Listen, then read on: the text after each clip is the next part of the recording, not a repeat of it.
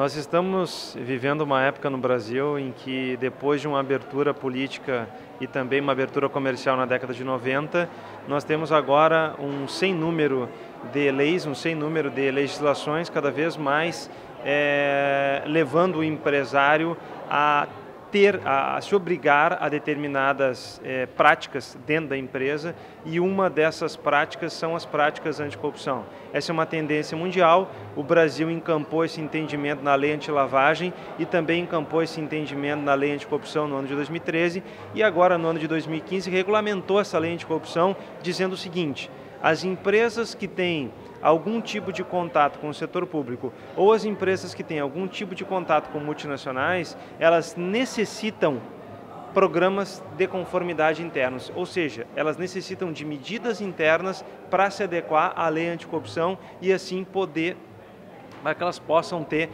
integridade e possam ter longevidade no sistema, no mercado brasileiro. O que acontece?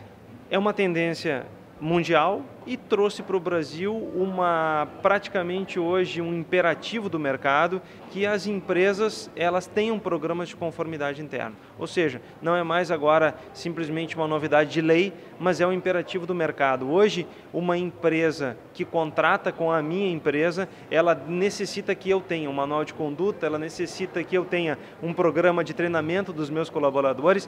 Para quê? Para garantir que não aconteça o que nós temos hoje, por exemplo, acontecendo na Operação Lava Jato, né?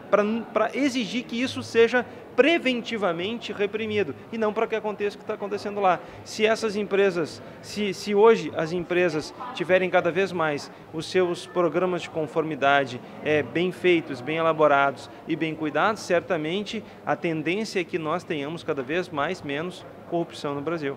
Nós temos cases, temos exemplos práticos disso, não só em São Paulo, mas também no Rio Grande do Sul, em relação à aplicação da lei anticorrupção e até mesmo suspensão de atividades de algumas empresas que participam de licitações e foram eventualmente flagradas cometendo, por exemplo, fraudes ao redor das licitações. Essas empresas, muitas delas tiveram suas atividades suspensas, mesmo que temporariamente, mas essas empresas só sentiram isso em decorrência da legislação que é nova e está aí para fazer acontecer. Nós temos no Brasil um país eminentemente legislativo, com uma inflação principalmente penal, legislativa muito grande, mas sem uma efetividade do outro lado. A lei anticorrupção, ela pela primeira vez na história, ela vem punindo a pessoa jurídica e mais, punindo objetivamente. Para a lei anticorrupção, desimporta, num primeiro momento, se a pessoa jurídica teve culpa ou não. Ela